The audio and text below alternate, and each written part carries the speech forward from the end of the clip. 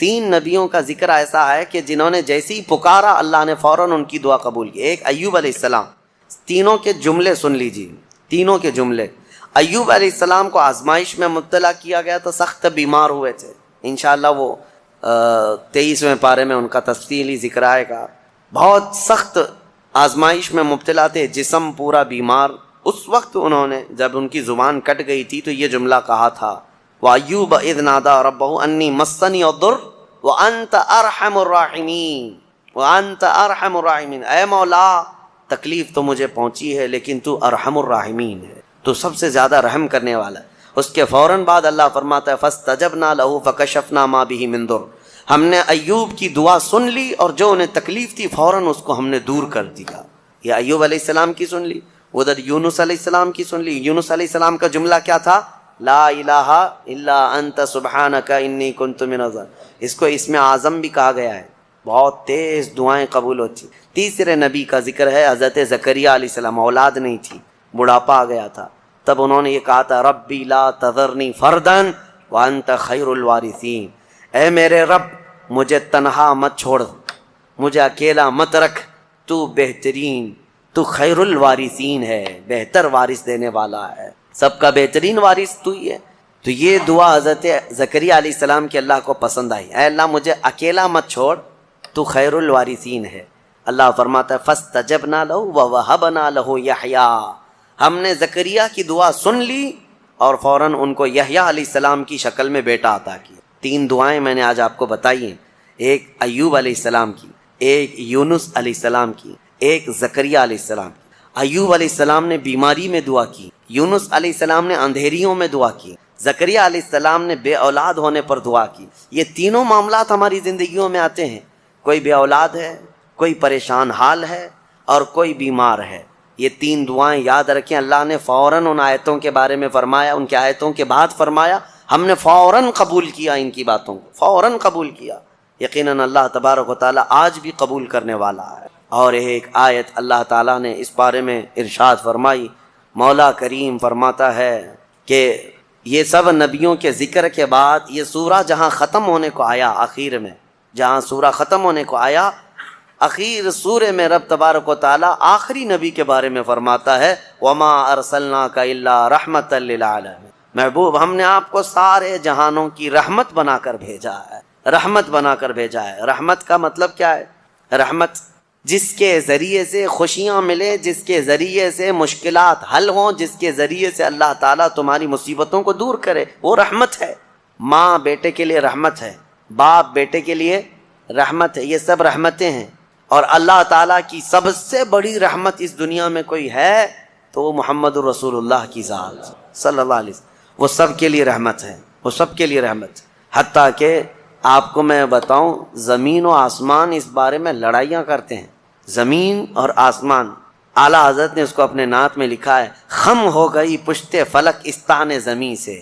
یعنی آسمان بہت اپنی ڈینگے, یعنی اپنی بڑائیاں بتا رہا تھا کہ مجھ میں چاند ہے, مجھ میں ستارے ہیں, مجھ میں سورج ہے, یہ سارے بڑے بڑے سٹارز آسمان اپنے اندر رکھتا ہے.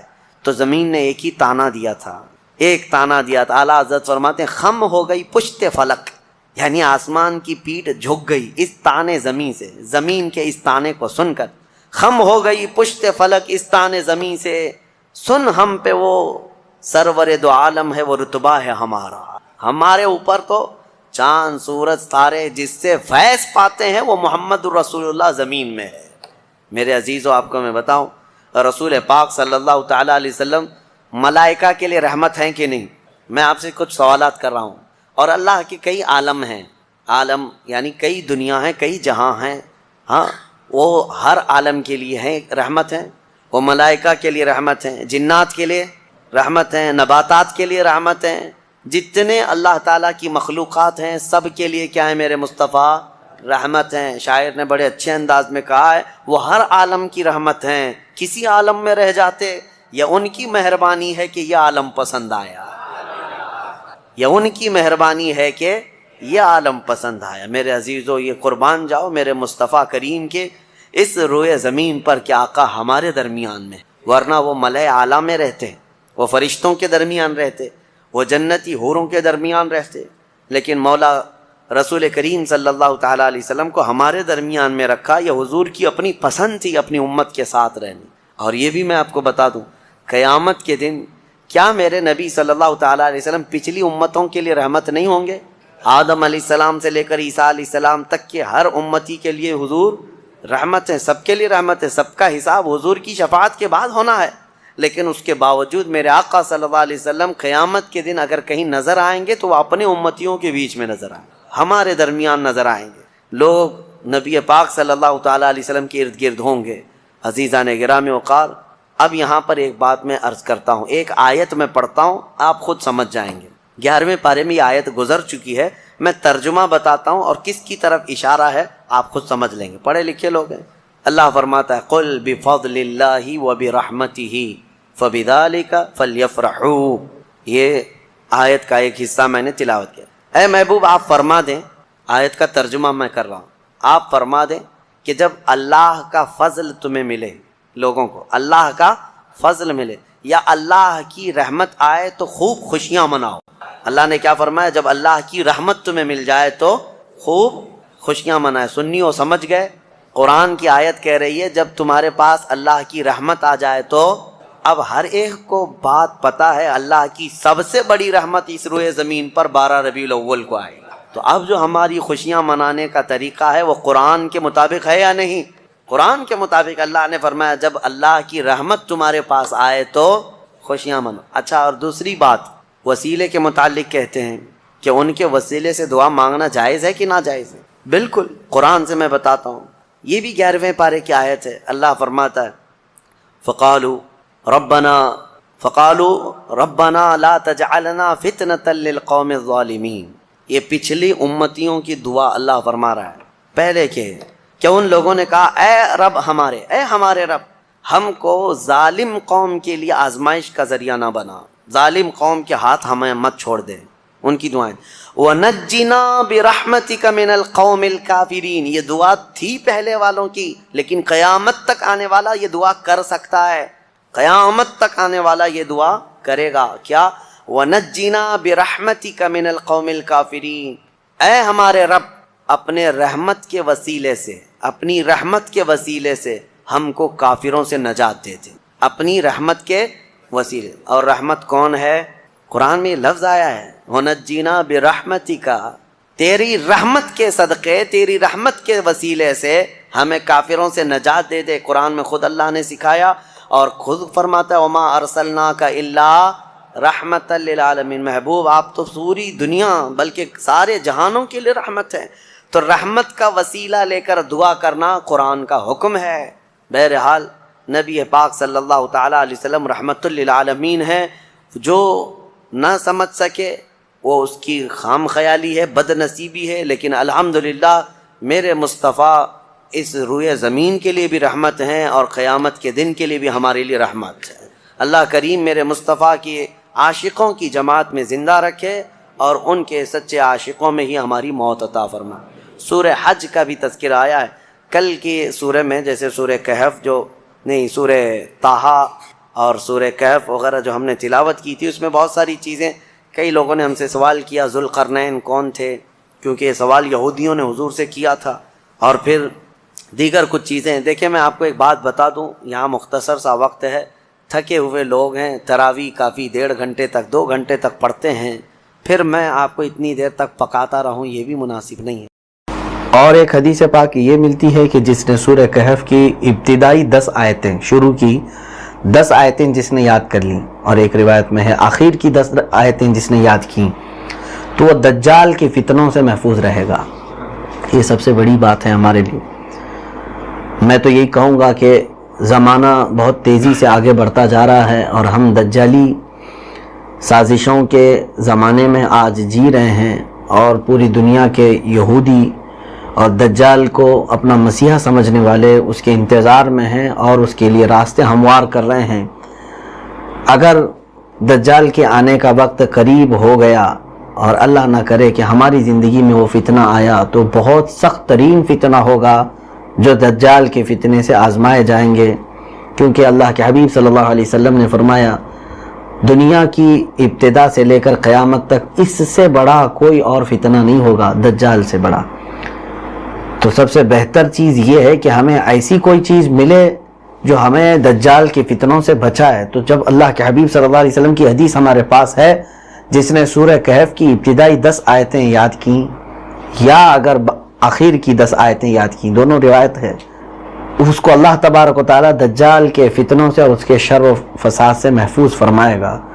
تو کیوں نہ ہم شروع کی 10 آیتیں آخر کی 10 آیتیں یاد کر لیں تاکہ دونوں روایتوں پر عمل ہو جائے اور اللہ تعالیٰ اس کے شریر فتنوں سے ہماری حفاظت فرمائے. سورہ کہف کے متعلق جو شان نزول ہے اس کو بھی میں عرض کرتا ہوں. در حقیقت یہ کہف جو ہے غار کو کہتے ہیں، اصحاب الکہف جو ہے غار والوں کو. تو اس میں ایک غار والوں کا ذکر ہے جو غار میں جا کر کے سو گئے تھے. وہ کچھ نوجوان تھے ایمان والے، ان کے متعلق یہ سورہ اس سورہ میں ان کا واقعہ تفصیل سے آیا ہے کہ وہ کون لوگ تھے، کس طرح سے وہ گئے تھے، اللہ تبارک و تعالیٰ نے ان کے ساتھ کیا عنایتیں فرمائیں. اس وجہ سے اس سورہ کا نام کہف ہے، یعنی غار کے نام پر ہے. میں ابھی عنقریب عرض کروں گا کہ یہ اصحاب کہف کون ہیں، لیکن ایک اور جو شان نزول ہے، یہ سورہ کب نازل ہوئی اس کی وجہ بھی میں آپ کو بتاؤں. ہوا یہ کہ مکہ والے حضور اکرم صلی اللہ تعالیٰ علیہ وسلم کی دشمنی میں، حسد میں، عناد میں بہت ساری چیزیں کر چکے تھے.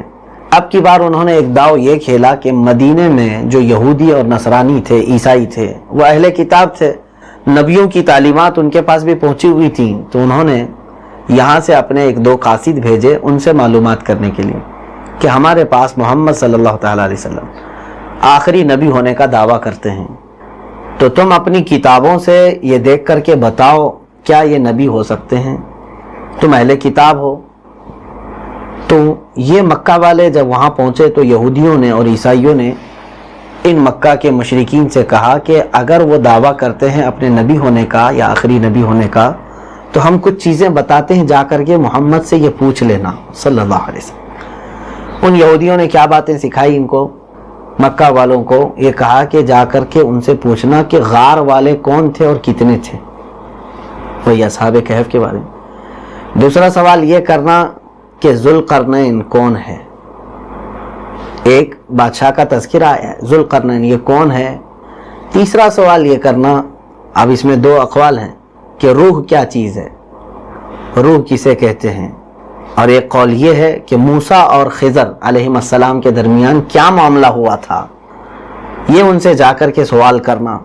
اگر وہ نبی ہیں تو جواب دیں گے، کیونکہ ان تمام چیزوں، ان سوالات کے جوابات انبیاء کرام کو ہی معلوم ہوں گے. جو نبی ہوں گے وہی بتا سکیں گے ما سبق میں کیا ہوا ہے، پہلے کیا گزرا ہے.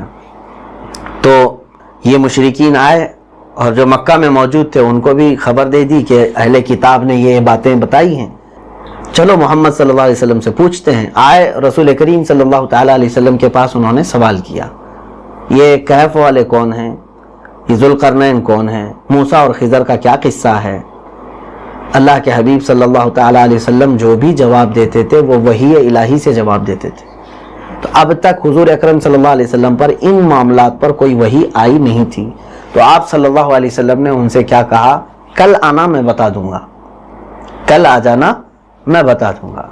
اب یہاں پر ایک حکمت ہے میرے مولا کی. رسول کریم صلی اللہ تعالیٰ علیہ وسلم نے ان سے کیا کہا، توجہ چاہتا ہوں میں لفظ پر، جملے پر، کل آنا میں بتا دوں گا. انشاءاللہ اس میں نہیں تھا. تو رب تبارک و تعالیٰ نے وحی کو روک لیا یہاں تک کہ 15 دن تک وحی نہیں آئی. وہ دوسرے دن آئے، تیسرے دن آئے، رسول کریم صلی اللہ تعالیٰ علیہ وسلم انہیں کوئی جواب نہیں عنایت فرمائے، کیونکہ آپ وحی کے انتظار میں تھے کہ اللہ تبارک و تعالیٰ جو فرمائے گا میں وہ ان کو جواب دوں گا. یقیناً میرے آقا صلی اللہ تعالیٰ علیہ وسلم کو اللہ تعالیٰ نے عالم ما کان و ما یکون بنایا ہے، لیکن ساتھ میں قرآن یہ بھی کہتا ہے ان ہوا الا وحی یوحا وما ينطق عن الهوى ان هو الا وحی یوحا. وہ اپنی خواہشات سے کچھ بھی نہیں بولتے بلکہ وہی بولتے ہیں جو اللہ ان کی طرف وحی کرتا ہے. تو تقریباً کئی دن گزر گئے تو رسول کریم صلی اللہ تعالیٰ علیہ وسلم نے رب تعالیٰ کی بارگاہ میں دعائیں کی، اللہ تعالیٰ نے پھر یہ سورہ نازل فرمائی اور اسی سورہ میں ایک آیت بھی نازل فرمائی. ارشاد ہوا وَلَا تَقُولَنَّ لِشَيْءٍ إِنِّي فَاعِلٌ ذَلِكَ غَدًا إِلَّا أَن يَشَاءَ اللَّهُ. اے حبیب کبھی بھی ہرگز نہ کہنا کہ کل میں یہ کرنے والا ہوں، مگر ساتھ میں کہنا اللہ اگر چاہے تو، یعنی انشاءاللہ ضرور کہنا. اب یہاں پر ہم سب کے لیے بھی یہ بہت بڑی عبرت کی بات ہے کہ اللہ تبارک و تعالیٰ اپنے سب سے حبیب محبوب محمد مصطفیٰ صلی اللہ تعالیٰ علیہ وسلم کو یہ تعلیم دے رہا ہے کہ اے حبیب بغیر انشاءاللہ کے جملہ ادا نہ فرمائیں. تو پھر عام لوگوں کے لیے کیا ہے؟ اسی لیے ہر جملے میں اگر آئندہ کے کوئی بھی معاملات آپ بیان کر رہے ہوں تو اس میں بِإِذْنِ اللہ یا انشاءاللہ کا لاحقہ ضرور ہونا چاہیے، اگرچہ آپ کو یقین کی حد تک کیوں نہ ہو کہ یہ آپ کرنے والے ہیں. اب مثال کے طور پر آپ سیڑھیوں سے نیچے اتر رہے ہیں، پیر نیچے رکھ چکے ہیں، اب ظاہر سی بات نیچے اتر رہے ہیں. آپ سے کسی نے کہا کہ کہاں نیچے جا رہے ہو، تو آپ کو کہنا چاہیے انشاءاللہ، انشاءاللہ میں نیچے جا رہا ہوں. یہاں لوگوں کو ایسا لگتا ہے کہ یہ یقین نہ ہو تو انشاءاللہ کہنا چاہیے، ایسا نہیں. یقین ہو تو بھی انشاءاللہ کہیں، یقین ہو تو بھی انشاءاللہ کہیں. اللہ تبارک و تعالیٰ اس کی برکتیں بے حساب عطا فرماتا ہے. اس طرح ایک روایت یہ بھی ملتی ہے سیدنا سلیمان علیہ الصلوۃ والتسلیم نے ایک بار یہ اعلان فرمایا، تقریباً آپ کی کئی ازواج مطہرات تھیں. آپ نے فرمایا تھا آج کی رات میں ساری بیویوں سے ملاقات کروں گا اور ہر بیوی سے ایک ایک مجاہد پیدا ہوگا، ایک ایک پہلوان پیدا ہوگا. آپ کے جملے میں بھی انشاءاللہ نہیں تھا، جس کی وجہ سے آپ نے اس رات تمام اپنی بیویوں سے ملاقات فرمائی، لیکن کسی کو حمل نہیں ٹھہرا. صرف ایک خاتون کو حمل ٹھہرا اور وہ بھی کمزور بچہ پیدا ہوا. یہ بھی اللہ تبارک و تعالیٰ کی طرف سے حکمت کے لیے ہے کہ اللہ تعالیٰ اپنے محبوبوں سے بھی یہ چاہتا ہے کہ تم سارے معاملات اللہ کے سپرد کرو، اللہ اگر چاہے تو یہ ہوگا. بہرحال سورہ کہف کی نازل ہونے کی جو سبب ہے وہ میں نے عرض کیا. یہ سورہ آ گئی اور اس میں وہ تینوں باتوں کا جواب بھی اللہ نے بیان کر دیا جو کفار مشرکین حضور صلی اللہ علیہ وسلم سے سوال کرنے آئے تھے کہ اصحاب کہف کون ہیں، ذوالقرنین کون ہیں، موسیٰ اور خضر کا کیا معاملہ ہے، اور روح کے متعلق وہ تو پیچھے آیتیں گزر چکی ہیں بنی اسرائیل میں. تو یہ تینوں سوالات کے جوابات اس سورہ کہف میں اللہ تعالیٰ نے میرے آقا صلی اللہ علیہ وسلم کو بیان فرما دیا. اب یہ کون ہیں اصحاب کہف، کتنے تھے، ان کی تعداد کا صحیح علم اللہ ہی کو ہے. اللہ نے وہ بھی فرمایا قُلْ رَبِّ أَعْلَمُ بِعِدَّتِهِمْ وَمَا يَعْلَمُهُمْ إِلَّا قَلِيلٌ. آپ فرما دیں میرا رب ان کی صحیح تعداد کو جانتا ہے اور سوائے اللہ تعالیٰ کے بتائے کسی کو ان کی صحیح تعداد معلوم نہیں. بعض لوگ کہتے ہیں 8 تھے، بعض لوگ کہتے ہیں 5 تھے، بعض کہتے ہیں 6 تھے، وہ بھی قرآن میں ہے. سَيَقُولُونَ ثَلَاثَةٌ رَابِعُهُمْ كَلْبُهُمْ. کچھ لوگ کہیں گے 3 تھے، چوتھا ان کا کتا تھا، اور کچھ کہتے ہیں 5 تھے، چھٹا ان کا کتا تھا، کچھ کہتے ہیں 7 تھے، 8واں ان کا کتا تھا. تو صحیح کیا ہے یہ اللہ کے علم کی طرف ہم سپرد کرتے ہیں. لیکن تفسیر میں حضرت ابن عباس رضی اللہ تعالیٰ عنہ سے مروی خازن تفسیر خازن میں جو روایت ملتی ہے کہ اصح قول زیادہ صحیح قول، بہت سارے اقوال ہیں، اس میں 7 کی عدد بتایا گیا ہے. 7 لوگ تھے. یہ شرفا تھے اپنے شہر کے. شہر افسوس ایک جگہ ہے. اس زمانے کی بات ہے یہ جب حضرت عیسیٰ علیہ السلام کے آسمانوں پر اٹھائے جانے کے بعد آپ کے مذہب کو تبدیل کر دیا گیا. جو حق مذہب تھا اسلام، یعنی خدا وحدہ لا شریک کی عبادت، اس کو ترک کر کے لوگ بت پرستی میں پھر سے مبتلا ہو گئے تھے. دین حنیف کو لوگوں نے ترک کر دیا تھا. اور ایک بڑا ظالم بادشاہ دقیانوس، جس کو دیسوس کچھ کہا جاتا ہے، یہ بادشاہ آیا اور اتنا ظالم و جابر تھا، زبردستی لوگوں کو پوجا کرواتا تھا، بت پرستی کرواتا تھا اور خود بھی کرتا تھا. ظاہر سی بات ہے کبھی بھی پوری دنیا میں ایسا موقع نہیں آیا کہ پوری روئے زمین شرک کر رہی ہو اور کوئی اللہ کی فرمانبرداری کرنے والا نہ رہا ہو. ایسا کبھی نہیں ہوا، بلکہ پورے لاکھوں کی تعداد میں بھی اگر شرک کرنے والے ہوں تو ان میں بھی مولا تعالیٰ نے اپنی وحدانیت کا اقرار کرنے والے اور اپنی عبادت کرنے والے بندوں کو ضرور رکھا ہے. اس زمانے میں بھی اس کے ظلم و ستم سے پریشان لوگ کچھ تو زبردستی پوجا پاٹ میں مصروف تھے، شرک بت پرستی کرتے تھے. کچھ نوجوان ایسے تھے इन्नहुम फित्यतुन आमनु बिरब्बिहिम वज़िदनाहुम हुदा। अल्लाह फरमाता है ये कुछ नौजवान हैं जो अपने रब पर ईमान लाए तो हमने उनकी हिदायत को ज़्यादा कर दिया। हुआ ये कि साल में एक मरतबा मेला होता था और एक बहुत बड़ा बुत बनाते थे और उसके पास आकर चढ़ावे करते थे, उससे मन्नतें मांगते थे, नज़र करते थे और बादशाह खुद आता था।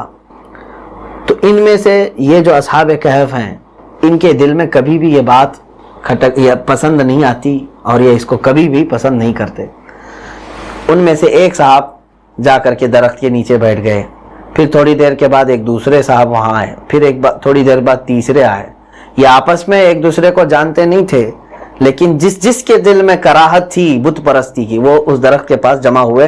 गोया कि रब तबारक व तआला ने उनको जमा किया और आपस में इन्होंने बातचीत की कि आप क्यों आ गए, मेला चल रहा है, पूजा चल रही, इबादत हो रही है, वहाँ से आप यहाँ क्यों आ गए। तो इनके दिलों की बात निकल आई। इन्होंने कहा कि मैं बुत परस्ती से बेजार हूँ। हर एक ने कहा मैं अल्लाह वहदहु ला शरीक की इबादत करता हूँ जिसने हम सबको पैदा किया।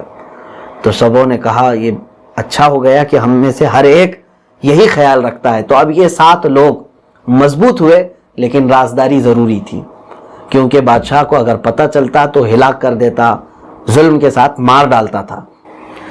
चंद दिन गुजरने के बाद जब ये बुत परस्ती और ये तमाम खुराफात से दूर होकर अपनी इबादत में मसरूफ़ रहने लगे तो लोगों की नज़र इन पर पड़ी।